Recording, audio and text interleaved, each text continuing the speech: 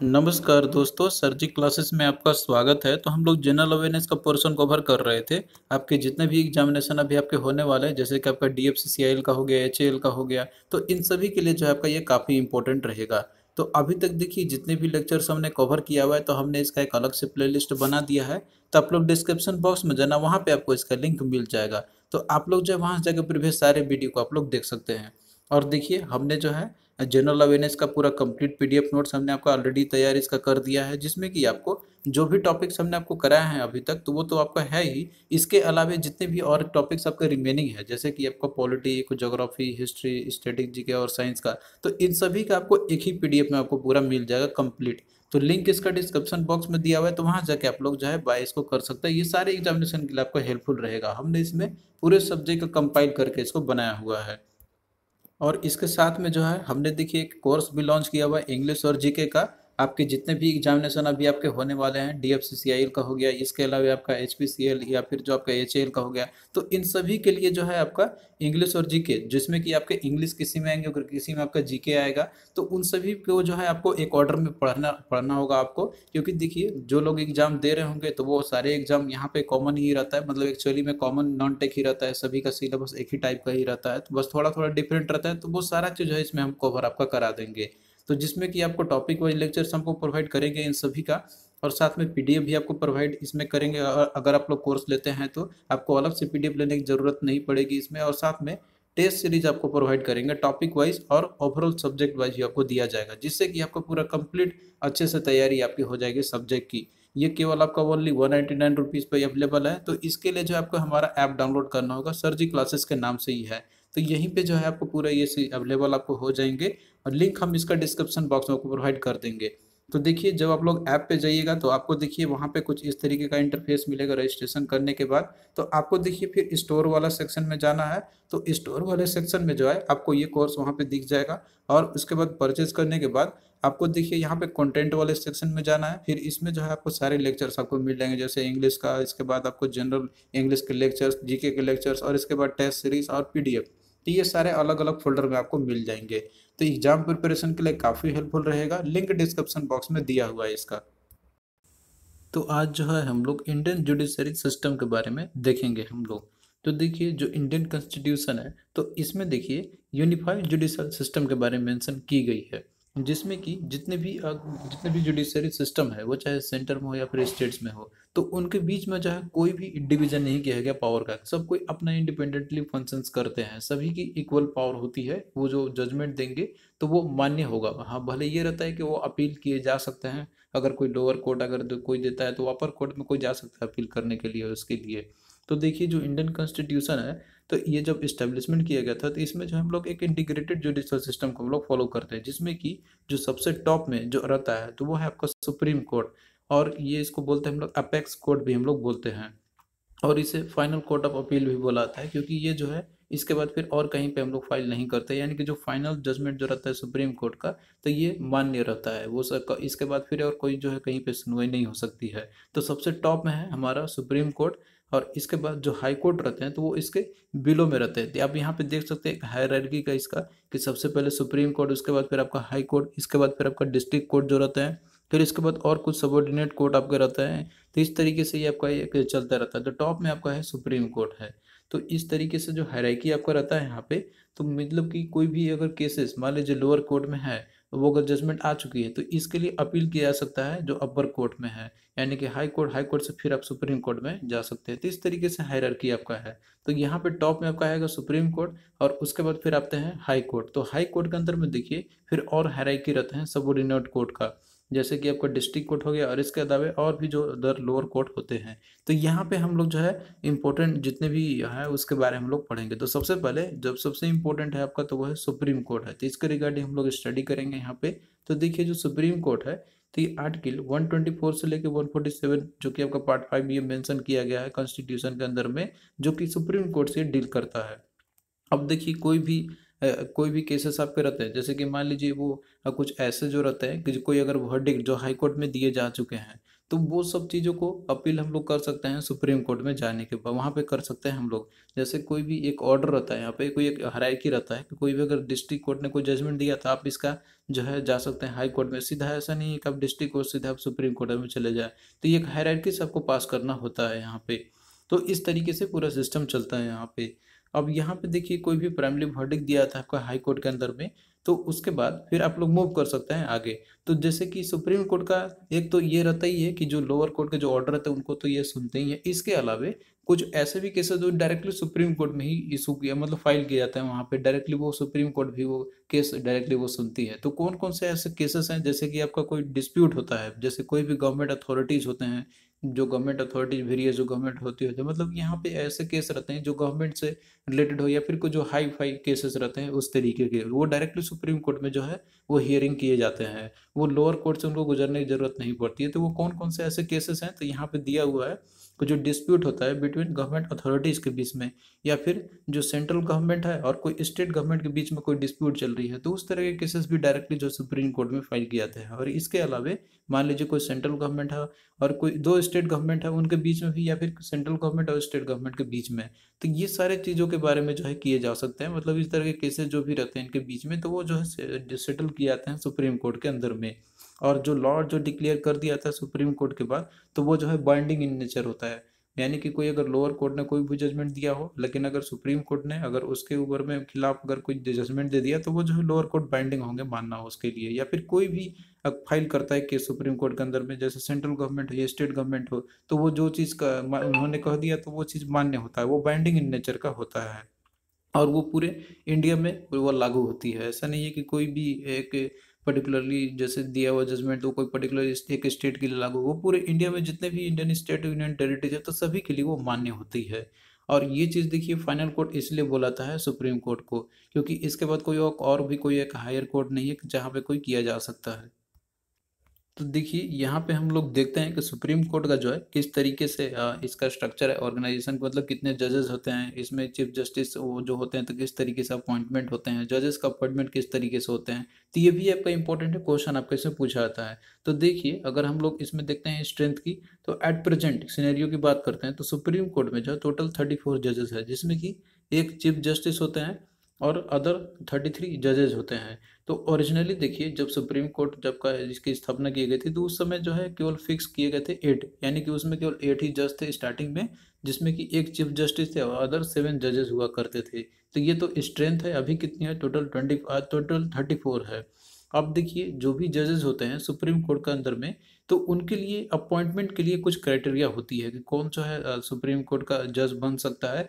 तो उसमें देखिए मेनली ये सारे कंडीशंस दिए हुए हैं कि जैसे जज जो होते हैं सुप्रीम कोर्ट का, तो वो तो अपॉइंट होते हैं प्रेसिडेंट के द्वारा, लेकिन इसके लिए कोई क्राइटेरिया होती है कि वो कौन बन सकते हैं। तो वो चीज़ हम लोग देखेंगे इसके बारे में लेटर ऑन।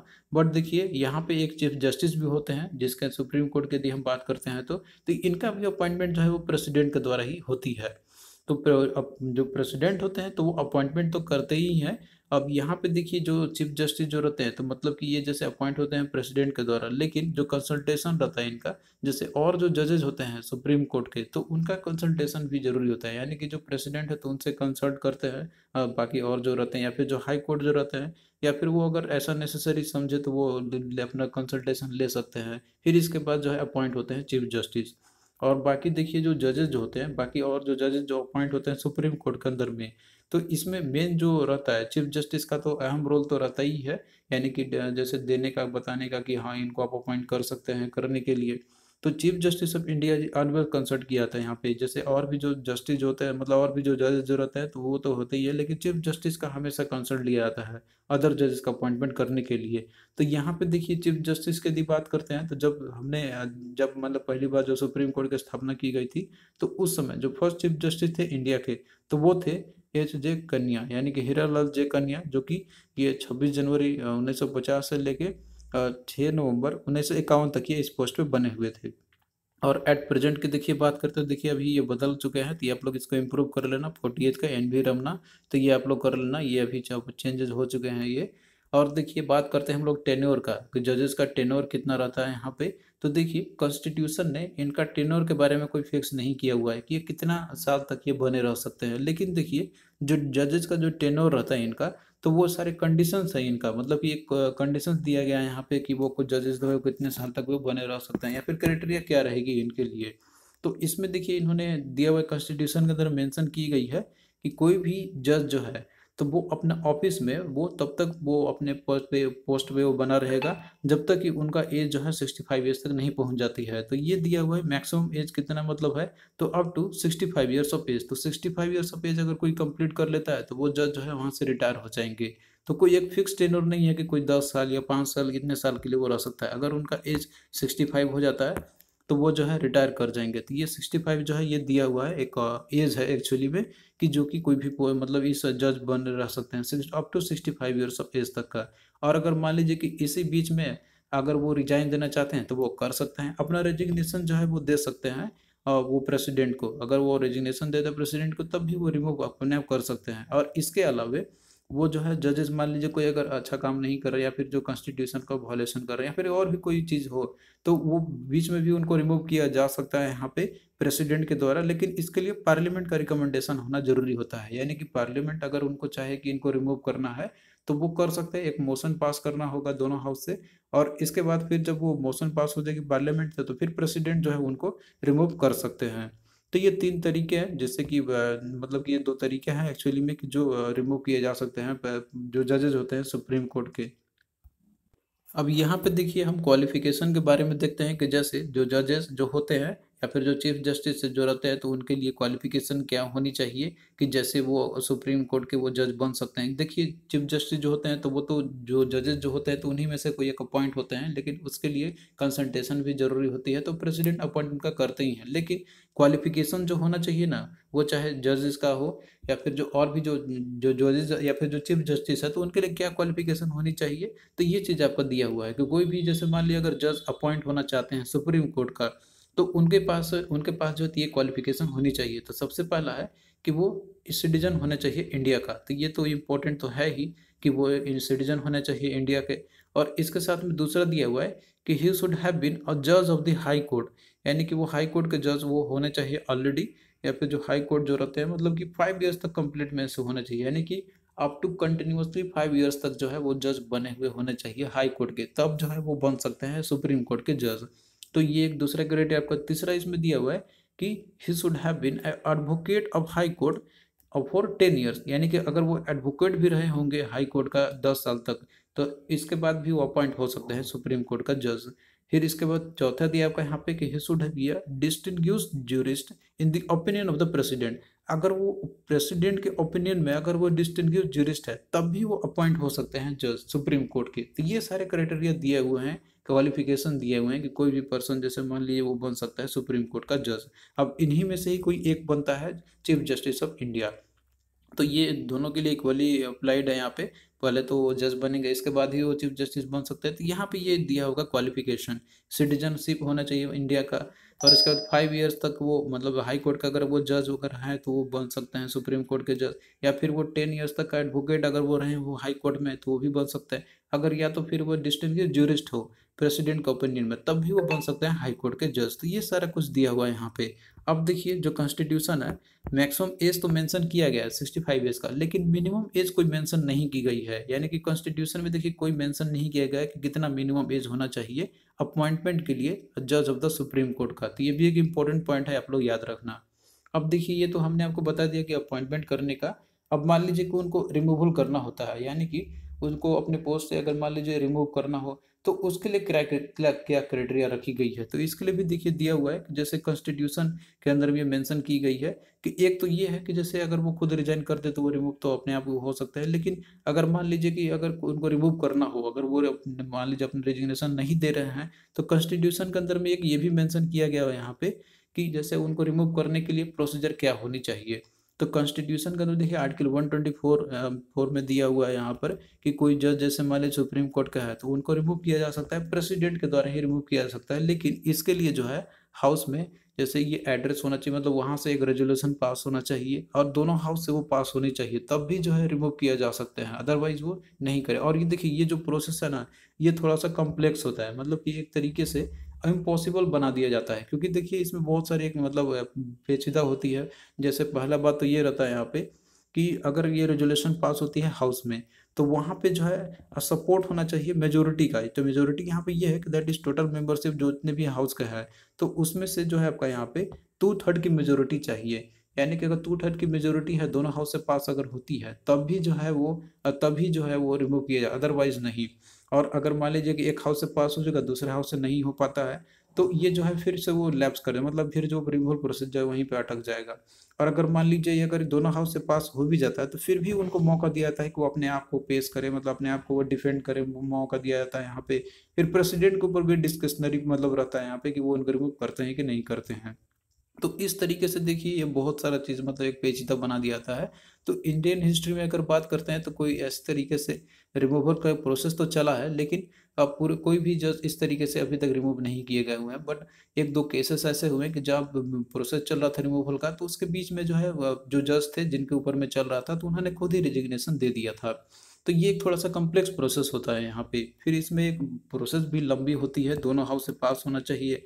और दोनों हाउस से जैसे मान लीजिए एक हाउस से पास हुआ, तो दूसरा हाउस से पास होते होते तब तक वो सेशन ही ओवर हो जाता है, तो फिर जब नेक्स्ट बार आएगी तो फिर से वो बिल लैप्स कर जाएगी। तो इस तरीके से थोड़ा सा एक प्रोसेस जो है एक लंबा हो जाता है और एक पेचीदा रहता है एक्चुअली में हटाने का। और इसके बीच में देखिए मान लीजिए कि क्या क्या क्राइटेरिया होती है कि उनका रिमूव किया जाता है यहाँ पे। जैसे कि मान लीजिए वो अगर मिसबिहेव करते हैं या फिर कोई और चीज़ मान लीजिए कॉन्स्टिट्यूशन का वॉयलेशन करते हैं, कॉन्स्टिट्यूशन अकॉर्डिंग नहीं चलते, तो इन्हीं केस में जो है उनको रिमूव किया जाता है। तो हमने यहाँ पे देखिए देखा सुप्रीम कोर्ट के बारे में, और सुप्रीम कोर्ट कहाँ पे है तो ये आप जानते हैं कि ये दिल्ली में लोकेशन है इसकी। तो वो चीज़ आपने पूरा देख लिया कि जजेस अपॉइंट होते हैं, उनके लिए क्राइटेरिया क्या होती है, और इसके अलावा क्वालिफिकेशन क्या होती है, रिमूवल प्रोसेस क्या होती है। तो ये सारा कुछ है आप लोगों को याद रखनी है। अब आइए देखते हैं हम लोग हाई कोर्ट के बारे में। तो देखिए जो हाई कोर्ट है, तो ये आर्टिकल 214 में मेंशन किया गया यहाँ पे कि there should be a high court for each state, यानी कि हर एक स्टेट के लिए जो है एक हाई कोर्ट होनी चाहिए। लेकिन ऐसा जरूरी नहीं है कि एक स्टेट के लिए एक हाई कोर्ट होना चाहिए, 2-3 स्टेट का मिल के कंबाइन करके भी एक हाई कोर्ट भी होते हैं। तो ये एग्जांपल आप यहाँ पे देख भी सकते हैं, आपको हम बताएंगे यहाँ पे कि जैसे देखिए जो हाई कोर्ट जो होते हैं स्टेट का, तो ये हाईएस्ट कोर्ट होती है स्टेट का।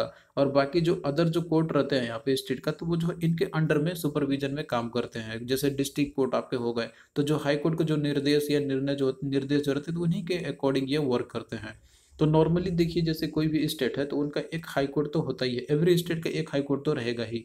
लेकिन एक हाई कोर्ट ये दो या दो से अधिक स्टेट के भी हो सकते हैं। तो ये आर्टिकल 231 में मेंशन किया गया है। तो इसके अकॉर्डिंग देखिए आपको हम एग्जांपल भी दिखाएंगे कि जैसे एक स्टेट के लिए एक हाई कोर्ट तो है ही, लेकिन एक से अधिक स्टेट के लिए भी सिंगल हाई कोर्ट है।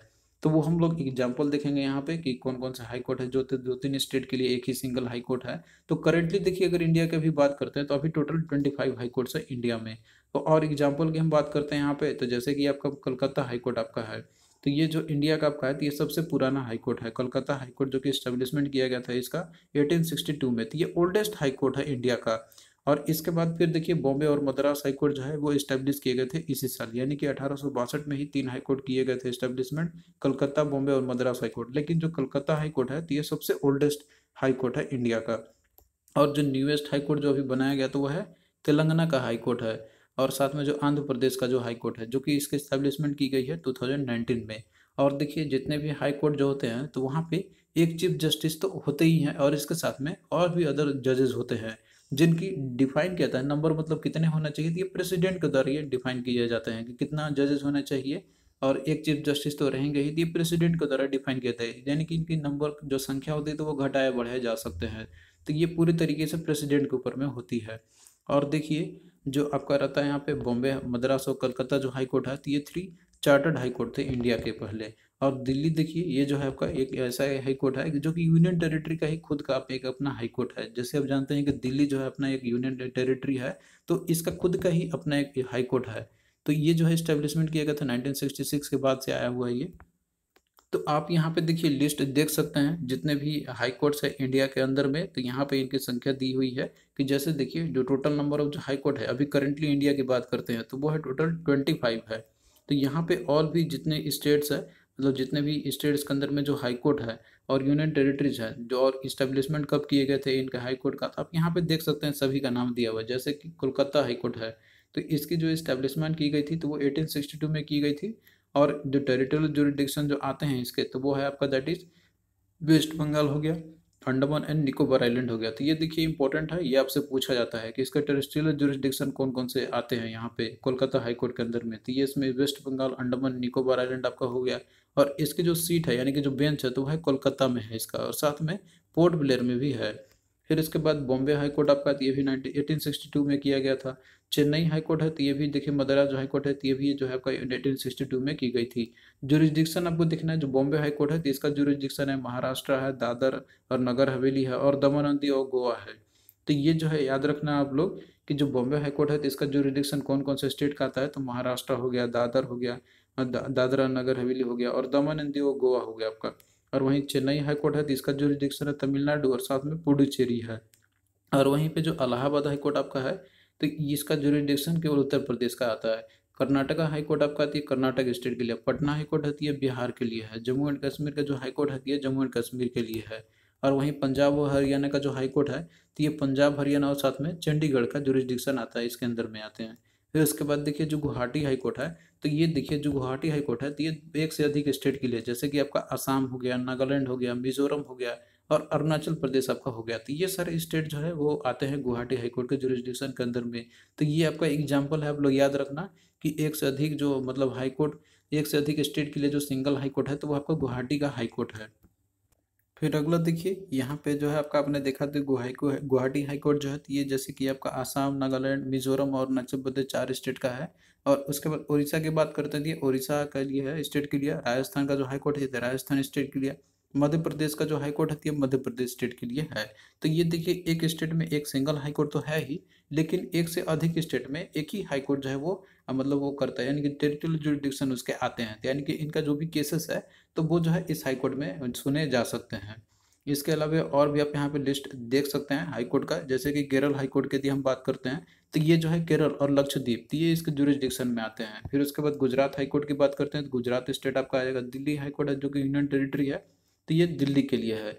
हिमाचल प्रदेश का जो हाई कोर्ट है तो ये हिमाचल प्रदेश के लिए। सिक्किम का जो हाई कोर्ट आपका तो ये सिक्किम के लिए। छत्तीसगढ़ का हाई कोर्ट है छत्तीसगढ़ के लिए। और इसके बाद आप यहाँ पे देख सकते हैं उत्तराखंड, उत्तराखंड के लिए। झारखंड का जैसे रांची का हाई कोर्ट है तो ये झारखंड स्टेट के लिए। त्रिपुरा के लिए त्रिपुरा स्टेट के लिए। मणिपुर का मणिपुर के लिए। मेघालय का मेघालय के लिए। आंध्र प्रदेश और तेलंगाना जो कि नया स्टेट क्रिएट किए गए थे, तो ये जो है क्रिएट किए गए थे लेटेस्ट में, जो कि 2019 में किए गए थे।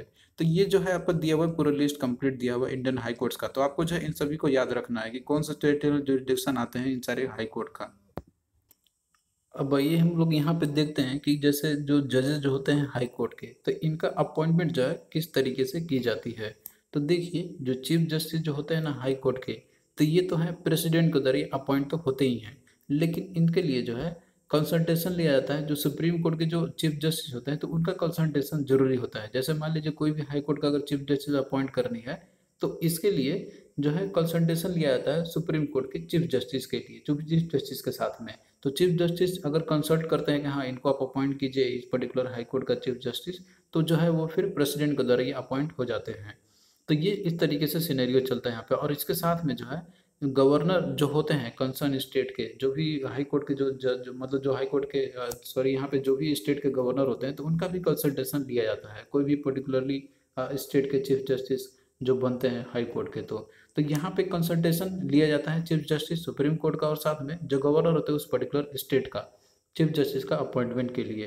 तो ये एक मेन आपका है। अपॉइंटमेंट किसके द्वारा की जाती है, तो प्रेसिडेंट का। तो प्रेसिडेंट देखिए एक इंपॉर्टेंट रोल प्ले तो करते ही है, वो चाहे कोई भी हाई कोर्ट के जज हो, चीफ जस्टिस हो, सुप्रीम कोर्ट के जज हो या चीफ जस्टिस हो, तो सभी का अपॉइंटमेंट प्रेसिडेंट के द्वारा की जाती है। लेकिन कंसल्टेशन इसमें लिए जाते हैं और भी लोगों के साथ के लिए।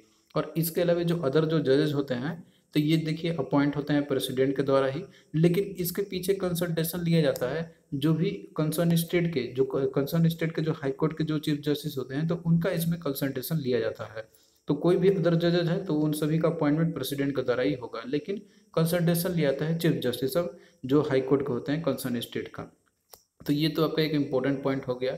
अब यहाँ पे देखिए क्वालिफिकेशन के बारे में देखते हैं हम लोग। जैसे कोई भी जजेज है तो कोई भी जजेस मान लीजिए वो अगर बनते हैं कोई भी हाई कोर्ट के, तो उनके लिए क्वालिफिकेशन क्या होती है। अब देखिए ये क्वालिफिकेशन चीफ जस्टिस के लिए भी होती है, क्योंकि देखिए जो जज होते हैं तो वही बनते हैं चीफ जस्टिस।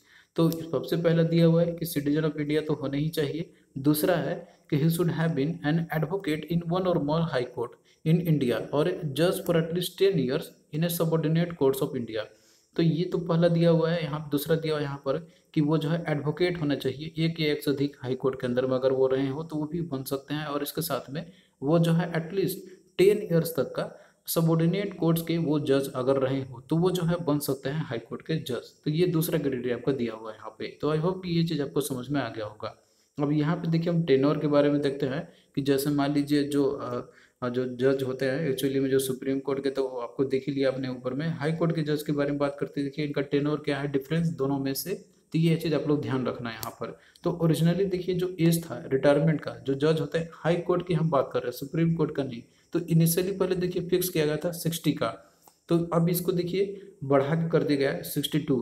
इन 1963 में इसे बढ़ा के कर दिया गया था according to 15th amendment of act of constitution में जो अमेंडमेंट किया गया था उसके तहत। तो देखिए ओरिजिनली कितना था 60, लेकिन बढ़ा के कर देगा 62। तो ये जो है आपका रिटायरमेंट एज है जो जज होते हैं हाई कोर्ट के। और सुप्रीम कोर्ट का कितना है, तो 65 ईयर्स ऑफ एज है। तो ये दोनों डिफरेंस है, आप लोग ध्यान रखना। अब देखिए यहाँ पे हम लोग देखते हैं कि किस तरीके से रिमूवल की जाती है इनका। तो देखिए जो रिमूवल प्रोसेस है इनका करने के लिए, तो पहला तो ये है कि कोई भी जज है तो वो जो है अपना ऑफिस को छोड़ सकते हैं, लीव कर सकते हैं। सिंपली उनको रेजिग्नेशन देना रहेगा। तो वो अगर रेजिग्नेशन लेटर अपना सौंप देते हैं प्रेसिडेंट को, तो इसके थ्रू भी वो जो है अपने पोस्ट से रिमूव हो सकते हैं। अपना लेटर ऑफ रेजिग्नेशन जो प्रेसिडेंट को सेंड करना होगा, फिर प्रेसिडेंट एक्सेप्ट कर लेंगे तो फिर जो अपने पोस्ट से हट सकते हैं। फिर दूसरा ये है कि इनका ऑफिस को देखिए ये कंसिडर किया जा सकता है, वैकेट किया जा सकता है कि अगर मान लीजिए कि ये अगर अपॉइंट हो जाते हैं जज सुप्रीम कोर्ट के, यानी कि ये प्रमोट हो जाते हैं सुप्रीम कोर्ट का जज के, तो फिर उसके बाद देखिए यहाँ पे क्या होगा, उनका सीट जो है वैकेट हो जाएगा यहाँ पर आपका। और इसके बाद देखिए कोई भी जज को देखिए मान लीजिए कि इनको रिमूव किया जा सकता है यहाँ पे पार्लियामेंट में एक रेजोल्यूशन पास करके। जिस तरीके से सुप्रीम कोर्ट के जो जज जो होते हैं तो उनको रिमूव किया जाता है बाय रेजोल्यूशन, मूव करते हैं, पास करते हैं पार्लियामेंट के अंदर में। तो उसी तरीके से जो हाई कोर्ट के जो जज होते हैं तो उनको भी रिमूव किया जा सकता है। तो ये सारे प्रोसीजर है इनको रिमूवल करने का। तो आई होप कि जितना भी जुडिशरी सिस्टम से रिलेटेड जो भी इंपॉर्टेंट कॉन्सेप्ट आपके थे, पॉइंट्स थे, यानी कि जो आपका सुप्रीम कोर्ट है, हाई कोर्ट है, तो वो सारा कुछ जो है आपको यहाँ पे क्लियर हो गया होगा। तो अगर आपको ये समझ में आया होगा तो फिर आपको कोई दिक्कत नहीं होगी। कोई भी क्वेश्चन आपका अगर इनसे पूछा जाएगा तो आप लोग इजीली कर सकते हैं। तो हम लोग इसी तरीके से जीके का सेशन कंटिन्यू रखेंगे। तो थैंक यू दोस्तों, आपको कैसा लगा ये लेक्चर आप लोग कमेंट करके ज़रूर बताना। और हम आपको आगे भी इसी तरीके से जो है जनरल अवेयरनेस के जितने भी इंपॉर्टेंट टॉपिक्स आपके प्रोवाइड करते रहेंगे। और हमने देखिए एक कोर्स भी हमने लॉन्च किया हुआ है इंग्लिश और जीके का पूरे कंप्लीट टॉपिक्स के साथ। उसमें आपको लेक्चर्स प्रोवाइड किए जाएंगे और साथ में टेस्ट सीरीज भी आपको प्रोवाइड किया जाएगा टॉपिक वाइज और ओवरऑल सब्जेक्ट वाइज भी। तो आप लोग जो है उसको बाय कर सकते हैं। हमने बहुत ही मिनिमम प्राइस रखा हुआ है, तो उसके लिए जो है आप लोग हमारा ऐप को डाउनलोड कर लेना। लिंक डिस्क्रिप्शन बॉक्स में दिया हुआ है, ऐप सर जी क्लासेस के नाम से जो है आपका। तो आप लोग जो है वहाँ पे जाना, फिर स्टोर सेक्शन में जाके आप लोग वहाँ से बाय उसको कर सकते हैं। तो चलिए मिलते हैं नेक्स्ट वीडियो में, तब तक के लिए बाय।